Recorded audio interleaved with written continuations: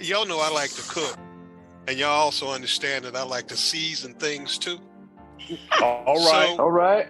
So y'all stay with me now, because this is kind of important. Having a historian and a man of God available to us.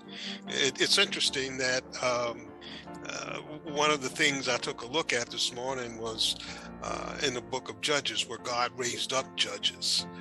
But in order to raise up a judge, you have to have a foundation, right? Some foundational things have to be in place. So it's not lost upon me, the things that I see and the things that God shows me and makes available, and I still sometimes I'm in awe that why would a loving God just take time to even be bothered with a fellow like me? So with that, I'd like to ask Dr. Lackey if he would just whatever is on your heart, whatever you'd like to say, whatever your thoughts are, just to share them with us. And to me, see, this is seasoning, before we start the meal, guys. So, all right. Y'all just stay with me now. So I do appreciate it. So Dr. Lackey, as you would, just come forward, sir. Amen. Thank you, Reverend. And to the man you call Tyrone that I call Otis.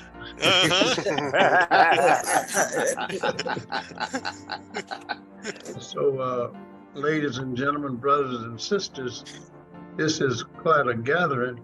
I believe wholeheartedly that unity is the key. Yeah. And if you unite in error, you get it right after a while if you're unified. Yeah. Yes, let's come together and work on things, no matter what it is. Because those who are married or in interpersonal relationship, you know that. If you just can get together and talk, you'll be all right.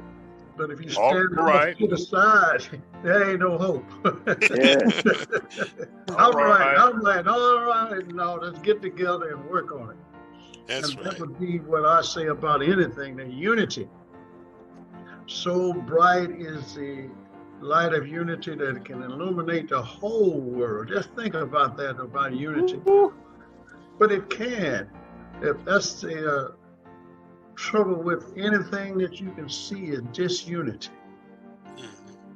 No matter what, it's the family, the household, the community, the city, the state, the nation, or planet Earth. Disunity is our problem. When we can unify, we can arrive at ways and means of solving things, working together. And all right. Yes, and that's my message. And thank you so much. Wow. And I'll pause here because such a wonderful time that we have. And if anybody has any questions or any comments, I love when we are able to speak our minds or provide our thoughts. And I know ain't nobody here shy about doing that. So well, I want to say this, and I failed to mention, and since Dr. Lackey is talking about unity, I failed to mention that he's also an author as well. And Dr. Lackey, I can't remember the titles of the few books that you have already that has already been published and that are out for your reading. But can you give us the titles of each one of the books and what birthed those books? Well, certainly I don't want to take up too much of your time, but I have books that are available on Amazon, probably about 6 of them maybe, and it's on the Hilliard Lackey books. That's the way I look them up. All right. I wrote a book first in 1998 about Poor People's Campaign that started in my hometown of Marks, Mississippi. So I wrote it in childhood language, so to speak, the title, Marks, Martin, and the Mule Train. We had a mule train that left Marks, Mississippi to go 1,000 miles to Washington, D.C., a centerpiece of the Poor People's Campaign. And there's not much information that had been published on it at all, as if it never happened. all the glamour and the glory went to the Poor People's Campaign in general, but nothing about the mule train. So that's all right. Wow. So that book was based upon facts, so to speak. The rest of the books that I have written, we fictionalized the facts. I have embellished the facts.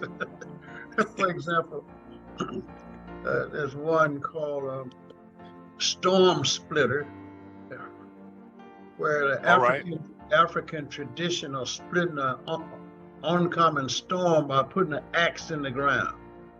Somebody on here heard of that now. All right. I just want. I need some test. I need some sure hand that you heard of that. Come on, Pam, help us. Don't y'all be shy about that.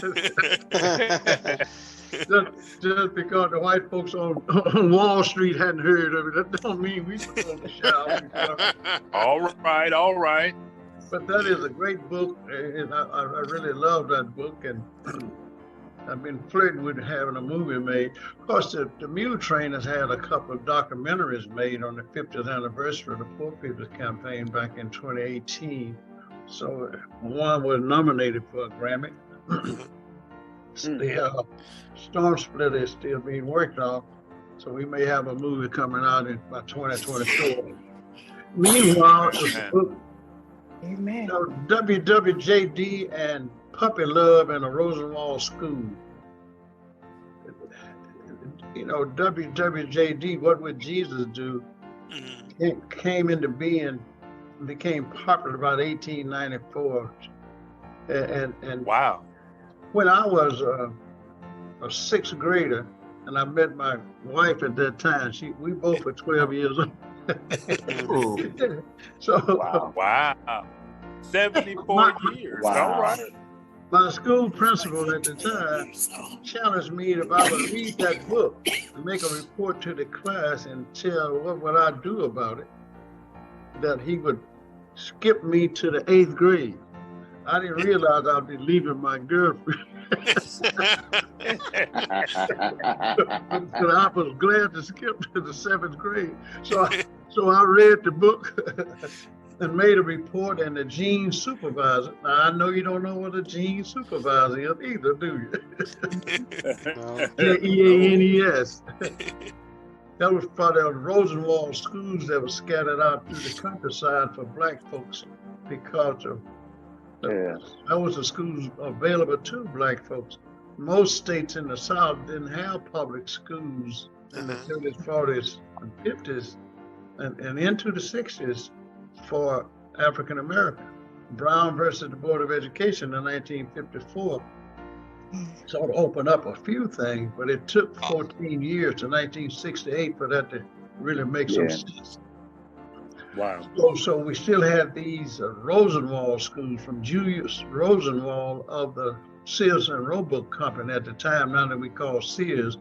And so Booker T. Washington of Tuskegee, Alabama, persuaded Booker T. Washington to provide schools, monies for schools. Wow.